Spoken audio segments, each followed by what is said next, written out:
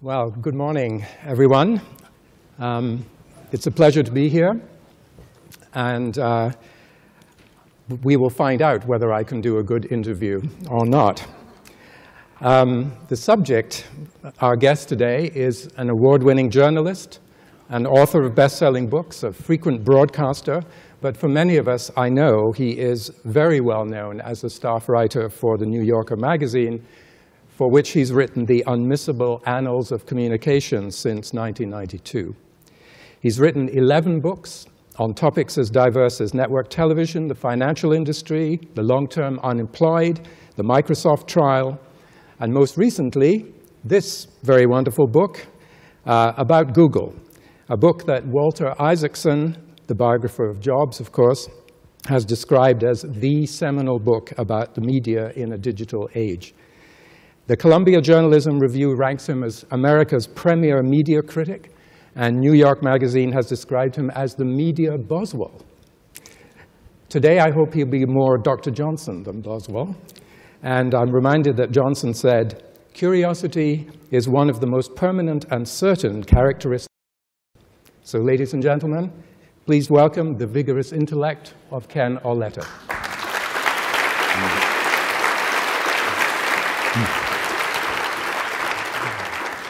Ken, thank you very much for being here, and in particular for getting up extremely early in New York in order to make it. Ken has just returned from an extensive tour of Australia and New Zealand, so maybe your biorhythms helped to get you here this morning. Many people in this audience look at you and think, boy, you have a great job. And I include myself in that.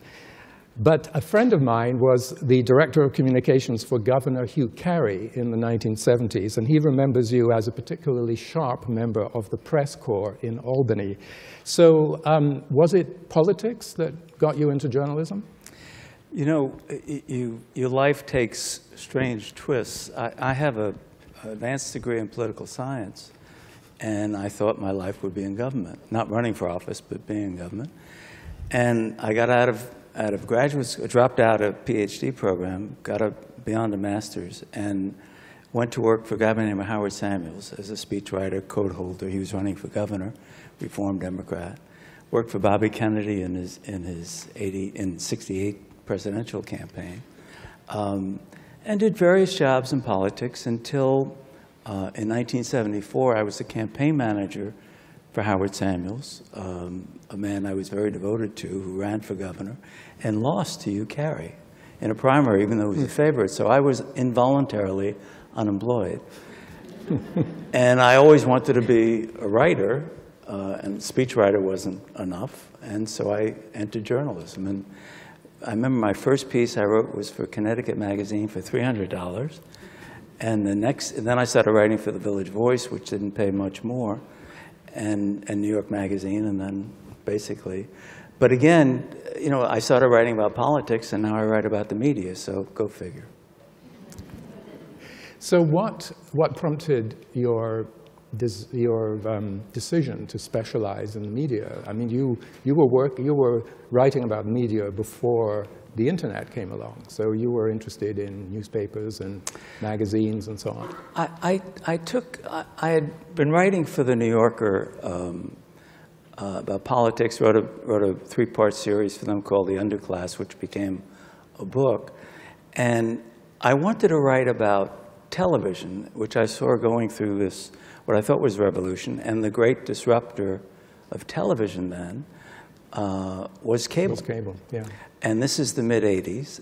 And so I wound up spending the next 6 years reporting a book which was called Three Blind Mice, basically about how these traditional broadcast networks, then there were three, Murdoch was just coming on with Fox Broadcasting, and were being disrupted by a technology then of cable.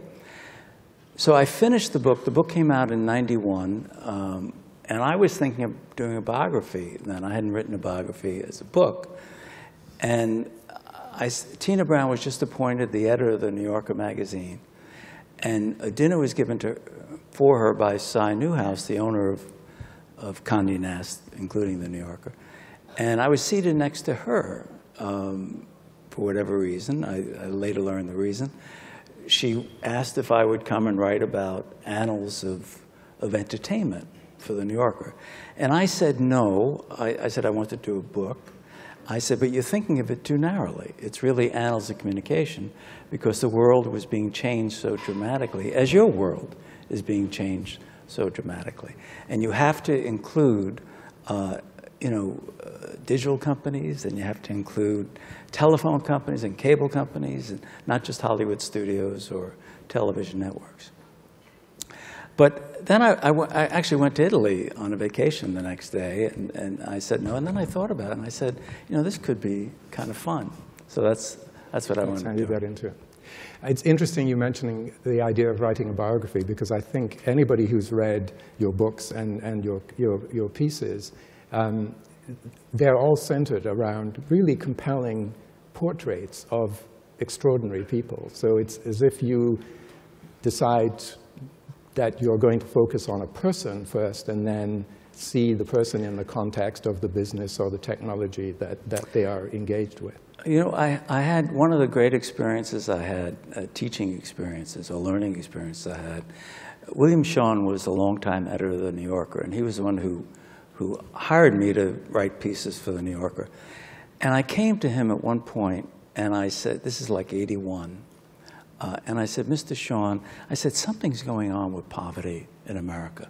I said, if you look at the incidence of murder by stranger, way up. If you look at the number of people who are no longer seeking work, dropping out of labor force, way up. If you look at the people on subways in New York, angry, disassociated, et cetera, something is going on, and it's not just about income poverty.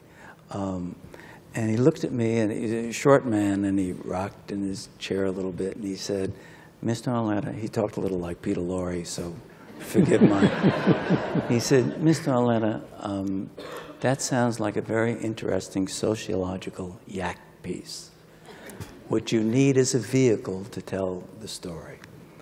And that always stayed with me. So when you talk about finding a personality, personality is a vehicle to tell a story, to make it come alive. And one of the things that I've found as a journalist, and this is actually one of the big takeaways from my life as a journalist, is something I call the human factor. That people often make decisions, including some of the smartest, most scientifically oriented people in the media world. And I think this is true in the business world, because they are in the business world as well. They make decisions for very human reasons. Let me tell you one story, and then I'll allow you, John, to go to your, please do. Your next question. John Malone, who has just come back in the news as his company Charter is acquiring Time Warner Cable. John Malone, back in '95, was the owner of the largest cable company called TCI, Telecommunications Inc. And Al Gore, the vice president, called him the Darth Vader of, because he was a very powerful, very tough guy, but a very brilliant scientist, has a PhD. In philosophy, I think. No, in engineering, actually. Engineering? Right. And someone who set up cable labs. So he was someone who was leaning forward and thinking ahead all the time. So I'm sitting there. He had just announced that his company was being sold to then Bell Atlantic, which is now Verizon, for I think it was $43 billion, a tidy sum of money at the time. And I spent a week as a fly on the wall in Malone's office and wandering around his office talking to various people in Denver. And about the 5th day in, I'm sitting in his office, and his office, this is the most powerful man in television, had no television set in his office. And the phone never rang. And he didn't have a computer, and this is really weird. And then I hear a phone ring, and he opens up a drawer, and he pulls out a red phone. Yes, dear, I'll be right there. And he hangs up. I don't say anything. I said, who was that? He said, it was my wife. And I meet her for lunch every day. At 5 o'clock, phone rings again. He opens up the drawer. Holds it. Yes, dear. I'll be there in a half hour. What was that about? he said, I meet my wife at the gym at 5:30 every night. So the next day, I say, I have to ask about this. I said, here you are, the most powerful man in television. You don't have a TV, you don't have a computer, your phone doesn't ring, and you jump up when your wife calls. I said, why did you sell TCI to Bell Atlantic? He said, well, it was a good price. I said, I understand. Any other reasons? He said, yeah, my wife. I say, what? And he said, my wife said to me, you know, you're never home. You work all the time.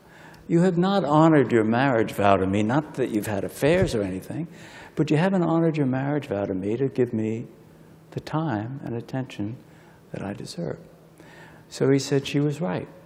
And I decided to sell the company. Now, that was something, a revelation that was not in the newspapers because people were not interviewing John Malone.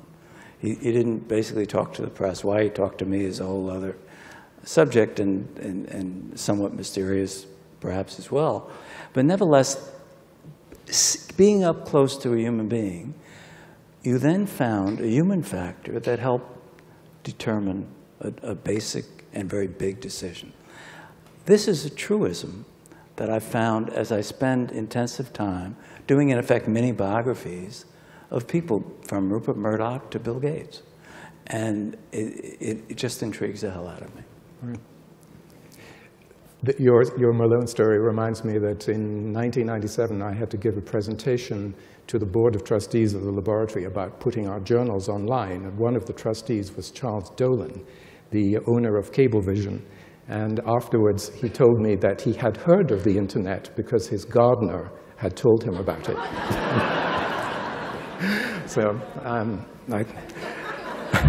You know, it's interesting. You mentioned Chuck Dolan. He was the guy who started HBO, and he was the first. He was actually a far-sighted individual, absolutely. unlike his son, who runs Quite. my favorite team, the Knicks, into the ground. But we won't get into that. But Chuck Dolan was the one who said cable will never be powerful unless you have good reception. So, because TV broadcasters with their antennas don't have good reception. Yeah. And he was the one who engineered, the cable. But what I wanted to say was, I sound like I'm name dropping, but I had the great pleasure of meeting Charlie Rose recently, and I told him that we were going to have this conversation. So he's told me two things. First of all, he said, talk to him about food. and I thought, maybe not. We won't go there. But he also said that you standards, which are formidable, you have fantastic access. And I mean, how do you do that? How do you manage to spend large amounts of time often with these significant people in these companies? I think people talk for lots of different reasons. One, the New Yorker is a calling card. Doesn't hurt, right? Sure. I mean, if I were calling from the National Enquirer or People magazine, I might get a different response. Secondly, if you've written a lot about this world over a period of time, it gives you a calling card. Thirdly, it's the way you approach an interview. Personalities matter for journalists as well as for individuals like John Malone, the human factor. So if I go into an interview and act like a dentist, I want to drill your teeth, and start off by asking the toughest questions first, like a prosecutor, as opposed to assuming that this is the first of many interviews I'm going to have with this person, you have a chance to soften people up and win their trust. And I think that's real important. I mean, people, I once spent 10 days in Rupert Murdoch's, as a fly on the wall with Rupert Murdoch, traveling on a plane and doing interviews, et cetera. And we had dinner, I think, 7 out of those 10 nights together. He was comfortable with me. That's what I wanted him to be, comfortable with me. Mm-hmm. Now, did I laugh at his jokes? Yes. Did I give him advice? No. Did I tell him he was wonderful? No. I kept a distance, but not a distance that it was a frosty relationship and he thought, my God, he's going to kill me. And in the end, I did. Right. So, the New Yorker, we were talking earlier about the newspaper business and the magazine business, and it's certainly my impression that the New Yorker is doing very well in a space that is seeing tremendous losses. The decline of once proud titles, and Newsweek is an embarrassment almost. Time magazine is just shrunken thing. Talk a bit about the New Yorker from your perspective as a writer.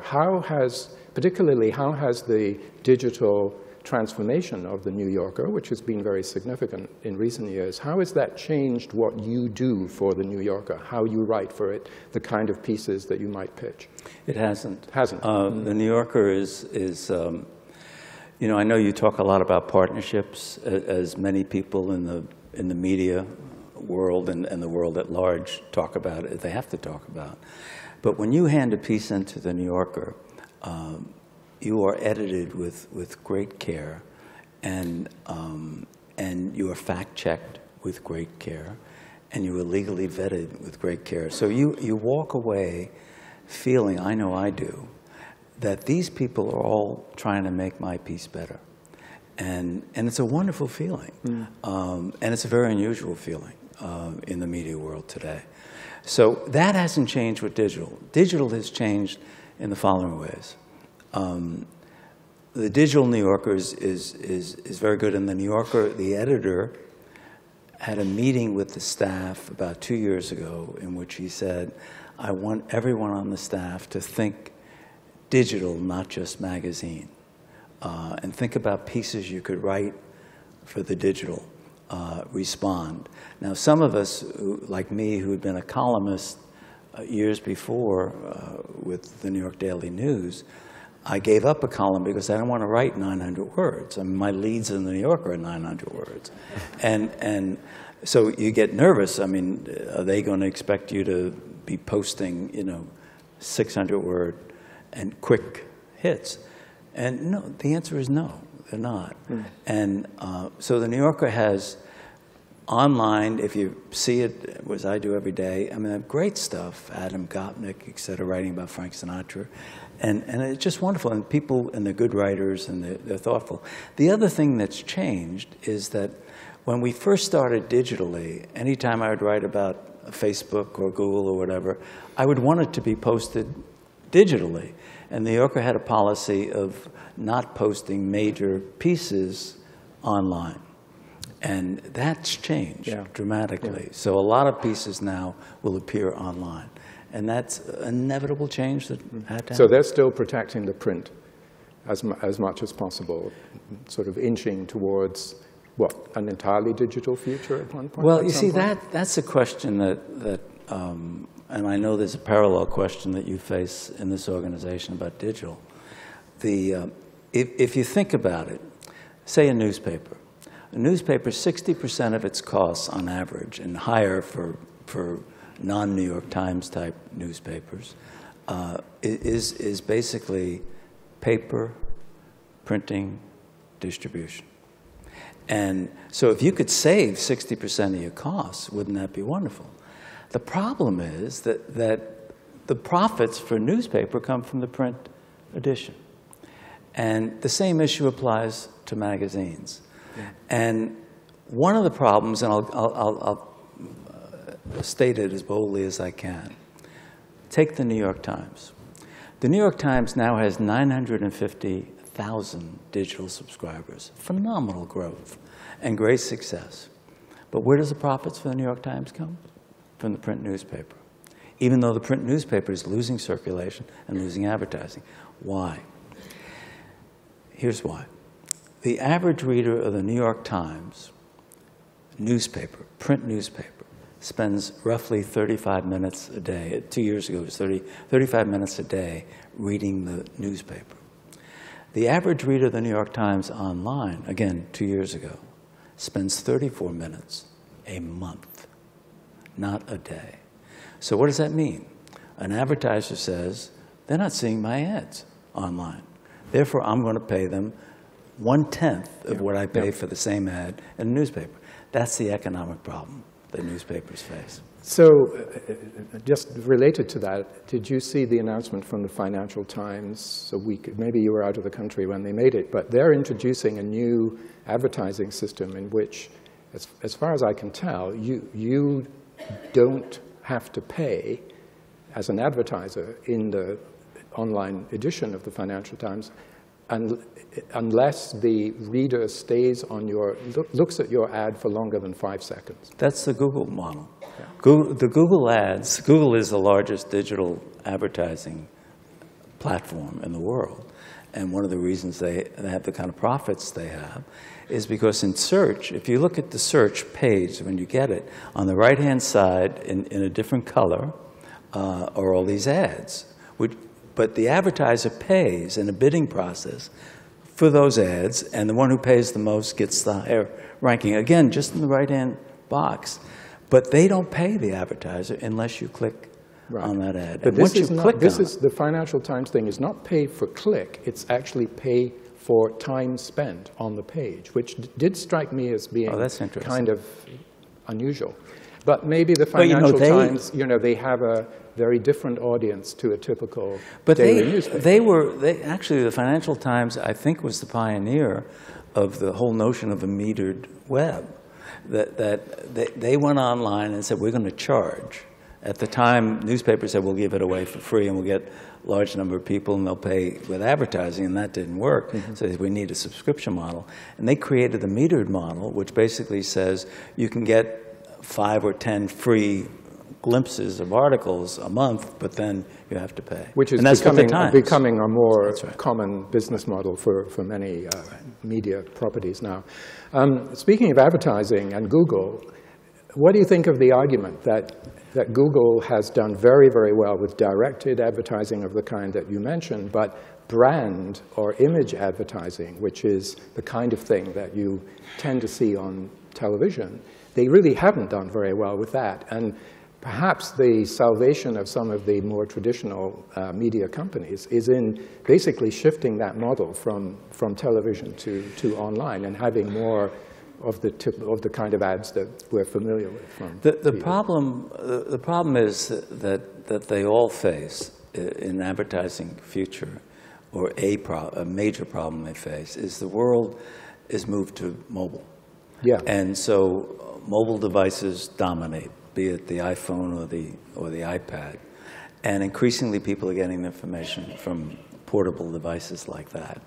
And the question is, how do you create an ad that doesn't feel like an interruption?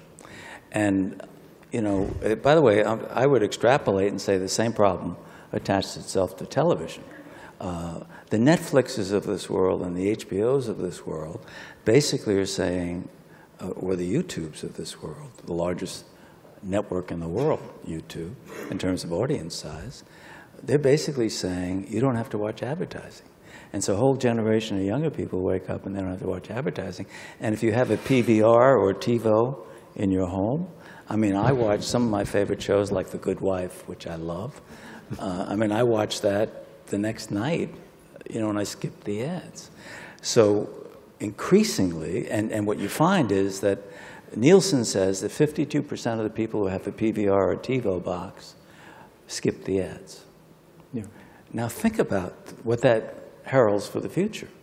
Television advertising is really problematic, as it is for mobile advertising.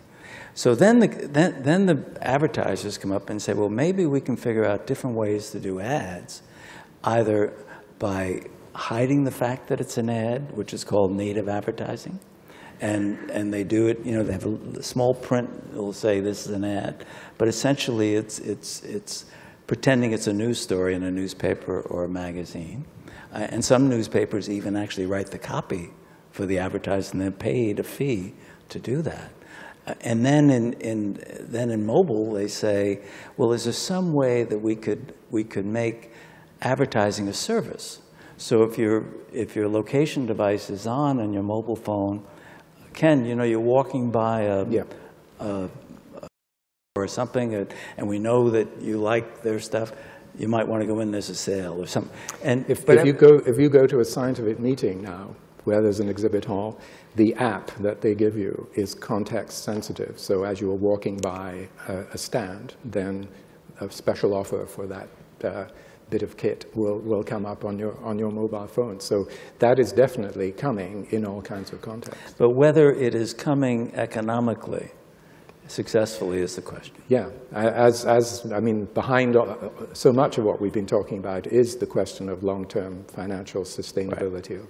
So on the question of advertising, the CEO of Snapchat gave an interview, I think last week, to say that he's betting that his audience, who are millennials largely, will be interested in advertising that is shaped to fit in a vertical mode on your smartphone.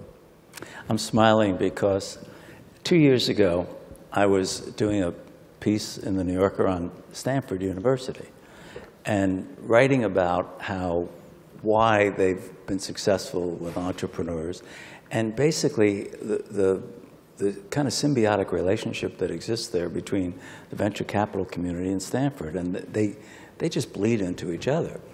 So I was spending time at the business school, and one of the professors there, who happened to also be a venture capitalist, said to me he's meeting with one of his students at the local Starbucks next to the business school. I said, could I attend? He said, sure. He checked with the student said, okay. So we sit at a Starbucks table outdoors, and it's the VC, who's a professor, and someone from Google, who is a possible investor, right? And a kid by the name of Evan Spiegel. Sound familiar? Yeah. And he was showing on his mobile phone something he called Snapchat, which he had invented. And he said, in 7 seconds, this picture will dissolve. And we don't have any privacy issues that others have. And people can send it without having to worry that the information will be part of their permanent record. Isn't this fabulous? Well, the VC, the professor, thought it was fabulous and invested in it. The Google guy passed on it. I'm sitting there thinking, this is ridiculous, right? But over the next 2 months before the piece runs, I talk regularly to Evan Spiegel to find out what was going on. Is he getting money for his investment? And it's actually the lead of my Stanford piece, this kid. This is before Snapchat becomes a thing. And tell you how smart I am. So. Yeah. But anyway, you asked the question. I mean, everyone is saying, like Snapchat is saying, WhatsApp is saying, Facebook says, Google says, Amazon says, Apple says. We have a platform. Yeah. And the more content we can put on the platform, the more we can control an audience. And everyone wants to be on various platforms. So I understand why Evan Spiegel, who's a very smart young man, and a lot richer than I am, is doing that. Yeah. So you mentioned Facebook. The instant articles on Facebook that are being placed now by the Times, by the BBC, the Guardian newspaper, various other media entities, is that a capitulation to Facebook, or just a sort of recognition that they are a reality that has to be dealt with? It's a reality recognition. I mean, Facebook is basically saying to them that when you download the New York Times or the Guardian on your mobile phone, it takes 7-8 seconds. It's too long. People don't have the patience. If you put your material on our Facebook servers, it'll be instantly downloaded, and it'll be a much more pleasurable consumer experience. That is absolutely true. But, and here's the but is that who controls the data that you generate from that? Yeah. So does the New York Times or BuzzFeed or the Guardian lose control of its consumer and their credit card information, among other things? That's a danger. But what the media companies are saying is that Facebook, with 1.4 billion customers, is such a big and important platform that we can't afford not to put our information on, right, even though we're holding our nose. The same thing, music went through this with iTunes. Yeah, yeah. But you know, the concept of the side door and the front door, that side door traffic is, you know, not as, quote, good as front door traffic. Yeah, so, but it's real traffic. I mean, the New York Times did a report last year that said that 50% of the people who read the New York Times or articles in the New York Times come to the New York Times not through the homepage of the Times website, but through social networks, yeah, like Twitter and Facebook. Yeah. And if you're the publisher of the New York Times or the editor of the New York Times, you say, that's a reality I got to deal with, even though it scares the hell out of me. Yeah. I mean, for those of us in the room who are journal publishers, as we were talking earlier, our articles are accessed via Google or PubMed or some place that is not our home pages, no matter how much care and attention we might pay to branding and reputation management and so on. So that is, as you say, just a fact of life. I have not taken my watch or my phone up here, so I'm losing track of time. It's now 9:45. Well, Ken, I could do this for at least another hour, but that's too selfish. I would love to open this up to the audience. There are, I think, 2 microphones, one over there, one over there. If you have a question for Ken, please fetch up there and ask it. We can see you. That's better. It would be helpful if you would introduce yourself and your affiliation.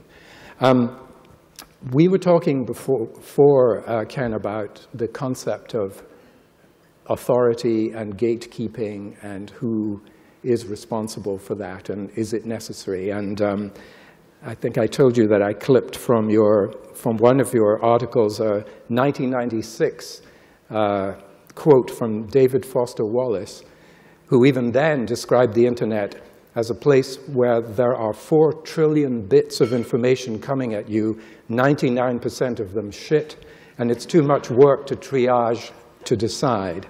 So it's very clear very soon that there's going to be an economic niche opening up for gatekeepers, because otherwise we're going to spend 95% of our time body surfing through shit. So many of us in the scholarly publishing community are proud of the fact that we act in many ways as gatekeepers, as filterers, as arbiters of quality. But that concept is under attack. Where do you stand in the media picture here? Let me tell you a quick story, and then I know the gentleman has a question. But in '95, in Dallas, at the American Society of Newspaper Editors, I was asked to interview Andy Grove, who was one of the founders of Intel, was the CEO and chairman of Intel at the time. A brilliant guy and loved to be a devil. And I said, Mr. Grove, in the future, what's the value? This is the internet age, the early days of the internet. What's the value of these 1,000 editors in this room? And he said, 0.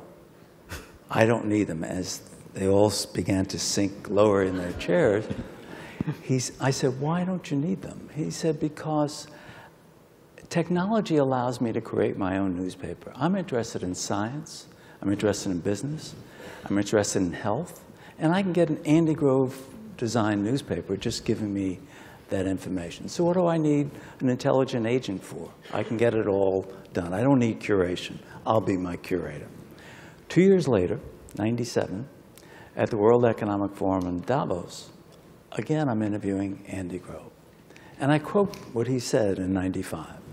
I said, do you still agree with yourself? And he said, no, I was totally wrong.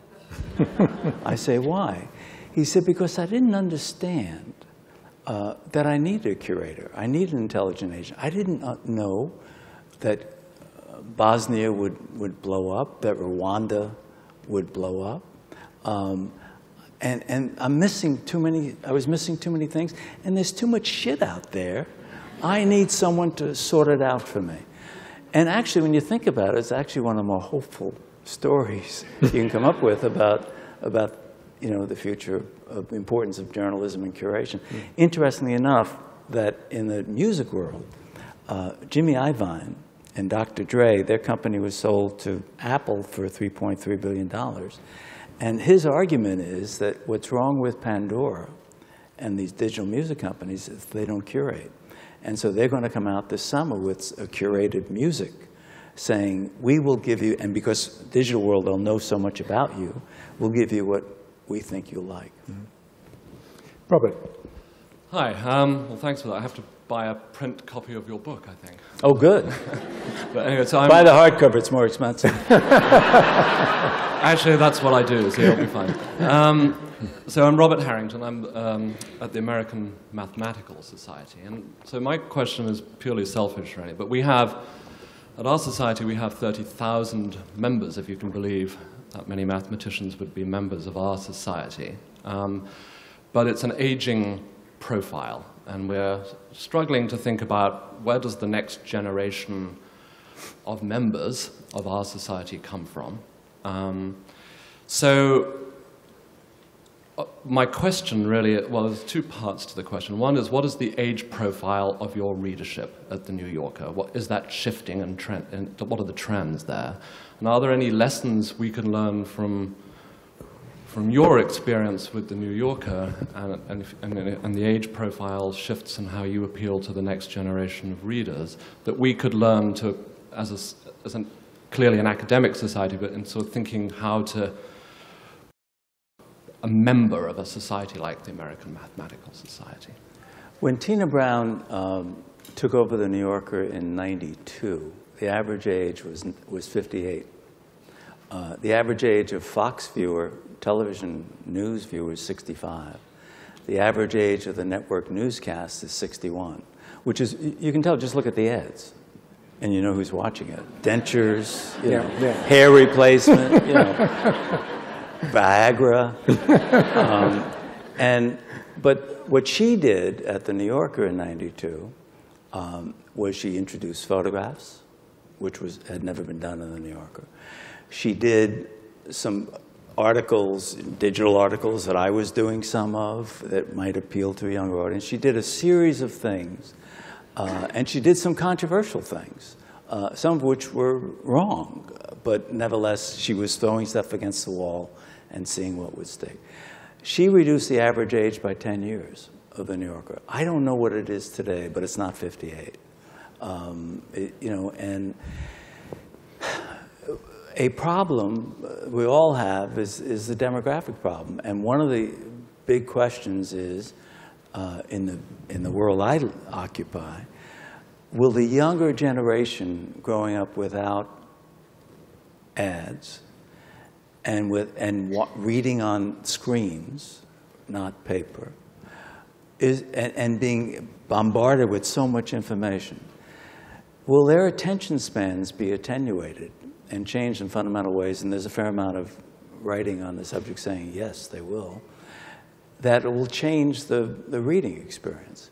I don't know what the comparable issue is for mathematicians, but that's a big issue in the world of media. The same is true in television land, where you say people on YouTube, they want to watch, or Snapchat, they want to watch short form. And increasingly, I mean, Maker is a digital television production company bought by Disney last year for almost $1 billion. And they just do short form, meaning a couple minutes. Okay, thank you. That was good. Thank you. David? Hi, David Smith from the Institute for Engineering and Technology. It's been a fantastic conversation, so thank you to both of you. I don't know whether this is a question or it's a thought that occurred to me, and it is this. We have traded our privacy for total surveillance in the advertising space. We are tracked everywhere on the internet, wherever we go, and it happens because of advertising. And my question, I think, is this. Where's the money? Because it's not going back to the digital properties. Your comment about the revenues being still attached to print and not being attached to digital strike me as absolutely crazy in a world where you can get the economic information you need to target the people you want to advertise to? And that's something I just do not understand. I don't either. We're done. Yeah. So, David, are you concerned primarily about the privacy issues? That was a topic that we haven't quite got to, but I was thinking we might discuss that. But is that the concern, or is it more of the economic concern that you're expressing? Oh, so there's a subject you could talk about for quite a long time. So I shall attempt to be brief, which those who know me will be surprised at. I think the point is that if you're going to trade your privacy, it should be transparent and you should know what you're getting for the deal that you are striking. And I think that's a thing that everybody can then make their own decisions upon. So I think on the one hand, most people probably are unaware as to how they can be tracked, actually now physically throughout the globe, anywhere you go. So I think that's one of my concerns. But actually, if you're going to do this, the other point about it is, if the trade-off is we get observed, but we get access to the New Yorker and the Atlantic and the other quality properties that are out there that are doing the curation, then maybe that's a trade-off that's worth making. But if the money's not there to enable that to happen...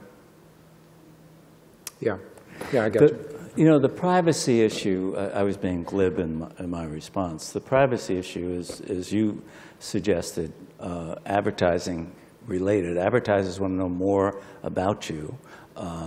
And because they want to target their ads. They don't want, if you think about how wasteful the current advertising system is now, you do, Mercedes does an ad on TV, or you do a $4 million 30-second spot in the Super Bowl. And I start the Google book with the scene of Mel Karmazin, then the head of CBS, visiting Google, wanting to get a sense of it. This is in like 2001, 2002. And they wanted to, no, I'm sorry, it was later than that. It was 2004, 2005, after they had gone public.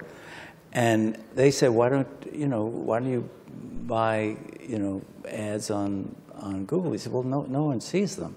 And they said, well, what are you doing? He said, well, we want to sell you a $2 million 30-second spot in the Super Bowl.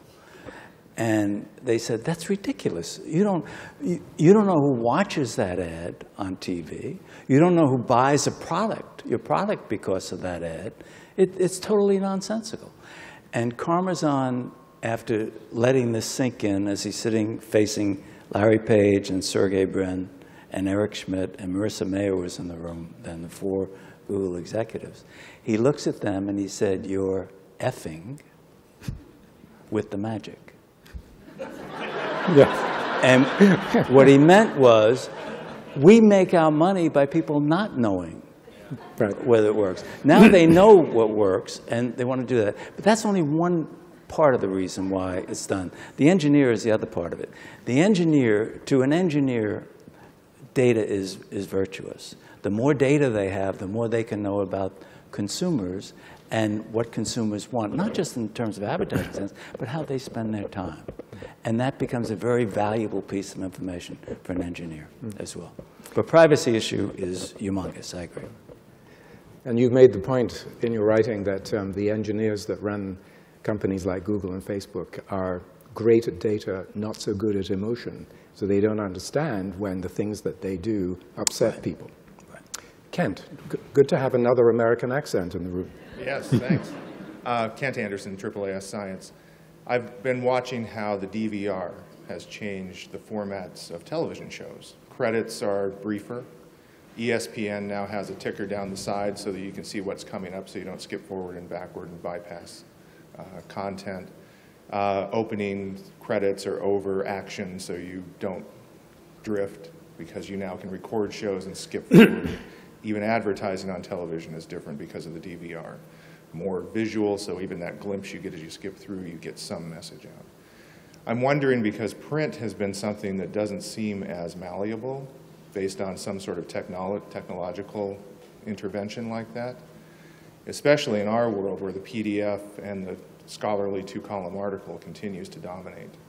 And in magazines and books, do you envision, have you seen anything, can you conceptualize anything that might make print respond in the same way to that kind of content format disruption, if you follow me? Well, you see it in the online print world dramatically. I mean, links and video. And I mean, one of the things that drives me crazy, I wake up at 5 every morning and I turn on my iPad before I get newspapers delivered, but they come around 5:30. So I'm going through my iPad and I'm reading the Times, and as I'm going up like this on my iPad, I'm accidentally always hitting something. I'm getting a visual, right? And I don't want it.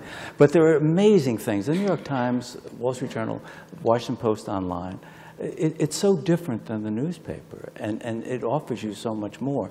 Books, there's no reason why if you read a digital book, you can't have links. If you're reading a biography of Ted Kennedy, you want to watch him on Charlie Rose or something, you know, all that you can do that. It's very hard to do that in a print format, though. Very hard to do that. Okay, thanks. So, yes, hi, my name's Jacob Airy. I'm with Cabell's International. And I have a question specifically. I asked this question yesterday, more pertaining to scholarly publishing, but I wanted to ask you in a broader sense. How do you tell what's a trend and what's here to stay? Because when Facebook first launched, its only competition was MySpace, and we all know what happened to that. You know, and Facebook seems to be here to stay, you know, unless someone just brilliantly comes up with a better product.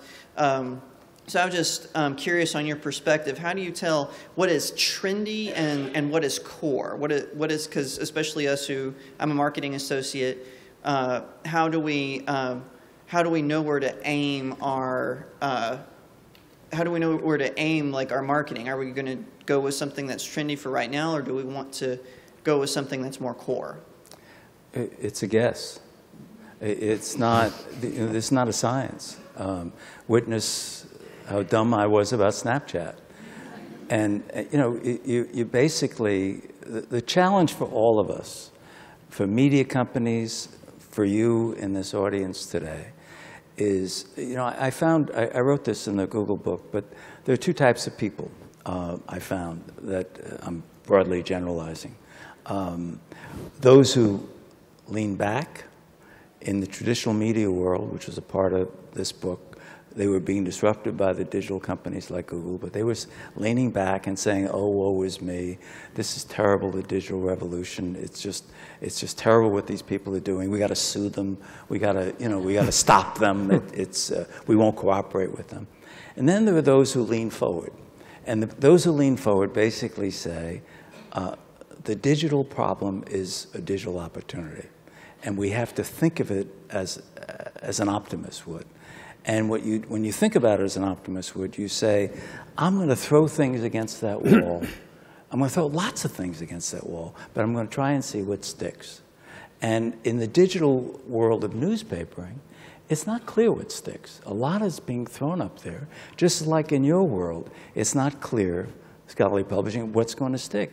But you got to keep throwing that stuff up against that wall and to see. But how to decipher what's a trend and what's real? I mean, I think Google is a real company, and they've thrived for a very long time. They've done very well. They are not a one-trick pony, as Steve Ballmer of Microsoft used to say. I mean, they have not just search, which is still a gold mine, but they have Android, and they have YouTube, and they have, you know, other revenue-generating things. But, you know, I could see Facebook as a major menace to Google search, for instance. I mean, isn't it much more effective if I ask my friends on Facebook what restaurant I should go to in Washington, D.C., as opposed to doing a Google search and getting, you know, 200 responses from people, not from people, but from magazines that I got to read? I mean, you can imagine a Facebook search being much more devastating to Google. So is that a possibility? Yes, there's an article in today's New York Times about Android, which Android has about 75% of all the cell phones, smartphones operating is an Android, Google Android operating system. But, you know, there's an article today that in fact, Chinese companies and others where Google is not represented are making amendments to that Android system, and Android is in danger of losing market share. And therefore, they're going to be confronted with, Google's going to be confronted with, do I start charging for Android instead of giving it away for free? And if I charge for it, will I lose some of my mobile phone customers? These are big questions. Mm-hmm. And you've quoted Nathan Myhrvold as saying that ultimately these decisions within companies are made on emotion as much as rationality. It's guessing. It's like guessing, you know, how to market something. Right. What's a fad or not? I think this will have to be the last question, I'm afraid. Paul Groth, Elsevier Labs. Do you view, after writing this book, Google more as a media company? We know it as a technology company, but a lot of where they make their money is really around media, YouTube, search, things like that. So is it a media company or is it a technology company in your view? It's both. It's not one or the other. And they didn't think of themselves at first as a media company. But, you know, you're in YouTube, and you're actually hiring people to produce material for you. You're a media company. And when you buy a Zagat guide, which they did, you're a media company. And so they broaden their thinking. You know, you mentioned something before, and I'll finish on this point. One of the takeaways I had from the time I spent at Google, I was awed by the engineers and how they approach the world, and they think about why not? Why can't I disrupt this business? Why can't I come up with a more efficient way of doing things?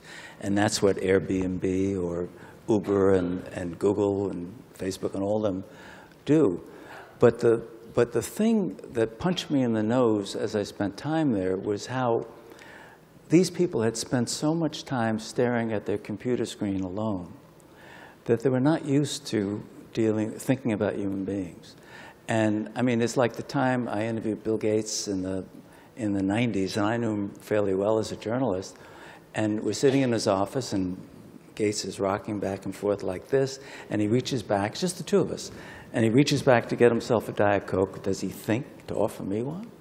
I mean, I was really thirsty. And the truth is, and the problems that the Googles and the Ubers have today with governments, with privacy issues, these are all related to their lack of sensitivity of how they impact on jobs, taxi drivers, hotels, you know, safety regulations, you know, privacy. And one of the lessons that the digital world has learned belatedly is that they've got to have more. They've got to not only hire lobbyists and make campaign contributions, which is pretty disgusting, but they're doing it more and more. But we have to listen and not just act and not just say outrageous, you know, we are going to disrupt, you know, the taxi industry, or we're going to disrupt the hotel industry. Well, Ken, we have listened with great interest. As you can tell, the room is filled and everyone's been wrapped. Thank you so much for coming. My pleasure, Tom. It's been fascinating.